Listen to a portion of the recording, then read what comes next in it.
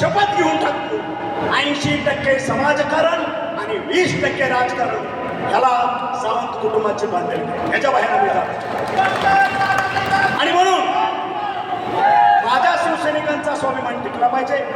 सरांनी आता सांगितलं माझा शिवसैनिक राष्ट्रवादीच्या दारात जाऊन उभा राहणार नाही. माझ्या शिवसैनिकाची स्वतंत्र यंत्रणा असली पाहिजे.